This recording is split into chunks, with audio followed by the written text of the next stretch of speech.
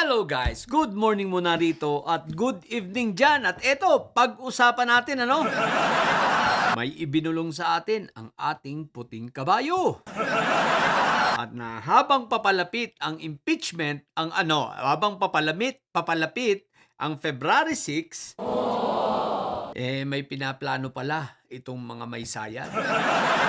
Kaya lang, walang kasiguruhan kung paano nila i-execute at ano ang kanilang mga ikakatwiran o ang kanilang mga gagamiting naratibo para hindi ito maging, anong tawag nila ron?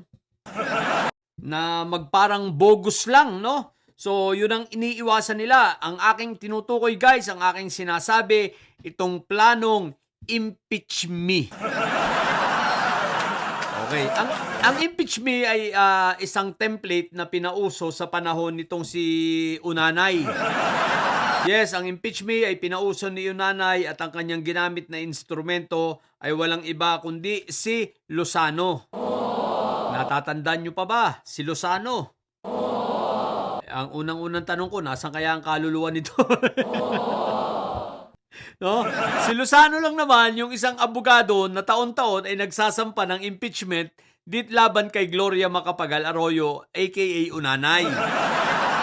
Isang impeachment na napakahina, no? At walang sustansya, no? Walang forma, walang sustansya. Sa madaling salita ay karapat-dapat lamang na ibasura. At ito ay ginagawa ni Lozano nung panahon ni GMA upang magkaroon mai-ignite o mai-trigger ang 1-year ban, no? Na para sapagkat ayon sa batas, ayon sa impeachment, no? Isang beses mo lang pwedeng sampahan ang impeachable official, no? Sa loob ng 1 taon. So itong si Lozano, ang trabaho nito ay gumawa ng isang bogus na impeachment complaint upang sa ganun matrigger ang 1-year ban. So, ibig sabihin, sa 1 taon na naman. So, ito ay ginagawa niya taon-taon. Ngayon, dahil sa itong sila Sayad, mukhang, ang magkakapatid na may Sayad ay talagang desperado at the same time, takot na takot sa paparating na mga impeachment complaints sa kanila sapagkat alam nila na ito ay may basihan, may matibay na ebidensya at higit sa lahat, takot silang mabukalkal ang kanilang mga bank accounts na maaari na maging dahilan ng freeze ng mga accounts ito at posible pang makumpiska ng gobyerno kung mapapatunayan, no? Baka daw mahirapan sila sa pagtustos sa kanilang mga pangarap maging ang kay Fentaboy na pagtustos sa abogado. Pero ang sabi ko naman sa ating puting kabayo, napakarami naman yung ginto.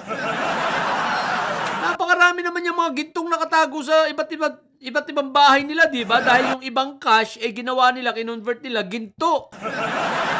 Yung mga cash nila, binili ng ginto at ginawa nilang barbar na ginto, di ba ka? So, paano yan mauubusan? Sabi ko nga, hindi yan mauubusan, no? Maaring paminsan-minsan mawalan, pero hindi mauubusan. Magkaiba po kasi yung nawawalan sa nauubusan. Yung nawalan ka lang ngayon pero may parating. Siya, yung hindi nauubusan, malawak ang minahan. Ayan, kagaya nila Sayad. Sa tagal ng panahon ni Fentaboy, nitong mga mag-anak na ito na matakaw sa pera at mga magnanakaw, talagang nakaipon sila ng napakalaki. Pero ganun pa man, takot pa rin sila sapagkat aanhin mo nga naman ang pera kung may kulong ka naman. Aanin mo ang napakaraming pera kung nasa bilangguan ka naman. 'Di ba?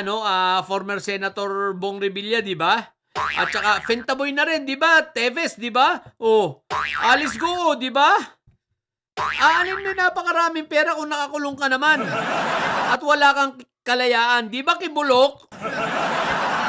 Itanong mo sa kanila at sila magpapatotoo at natotoo ang sinasabi ko.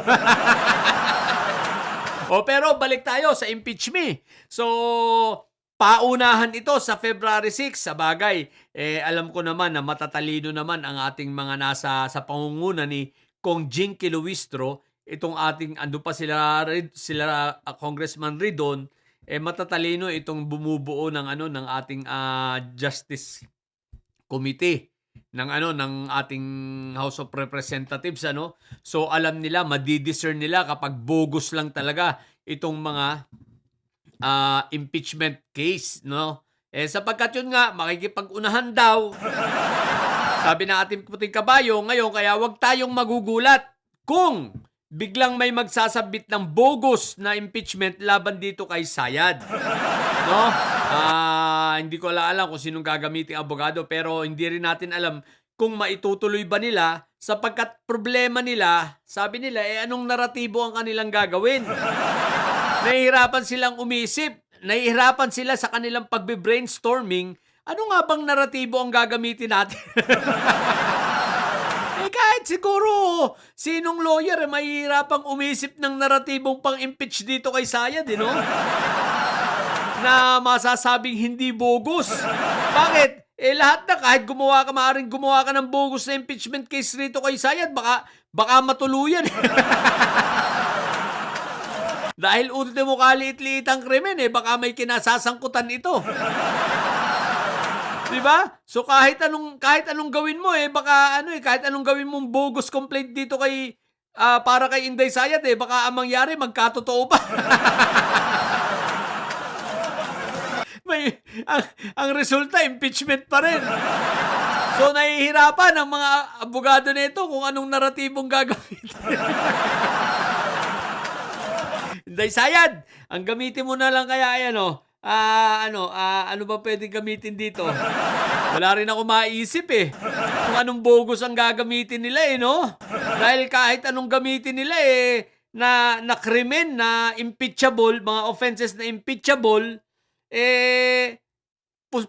posibleng nagawa talaga ni Sayad.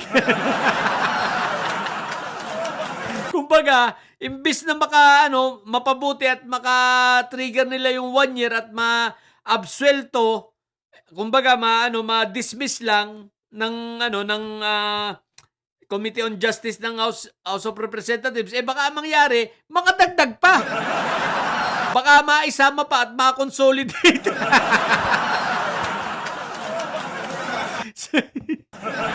So, comedy. Kaya itong impeachment ni Inday Sayad, naku po, Rudy. Talagang dapat malaki ang bayad dito ni Sayad sa mga abogado niya dahil hirap na siya ipagtanggol. Hirap na hirap palusutan. Kaya baka naman pwedeng gamitin na impeachable ba yung pagtatanim ng puno? O kaya yung pagtatrabaho bilang isang tupad? Yun na lang, yung mga abogado ni Sayad, yun na lang ang ikatwiran nyo. Kung sabihin nyo, inagaw ni Sayad yung trabaho ng iba, yung trabaho ng mga tupad. So, nabawasan ng mga beneficiaries dahil sa bida-bida niya. Isipin mo yung trabaho ng tupad, trinabaho niya, tapos ibang klase sa bundok pa. Di ba ang galing? Nagtupad ka na, sa bundok pa.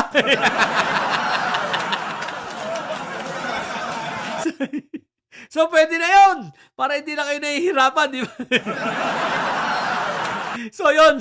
Abangan natin. At talagang ang mga alumpihit ng pwede ito habang dumadaan ang araw. Papalapit ng February 6. Naku po, Rudy. Yun lang. Sa mga bumunditilis at may sayad dyan, manatili kayong may sayad sapagkat ang may sayad ay laging high blood. Bye! Tatay nyo pala, karton.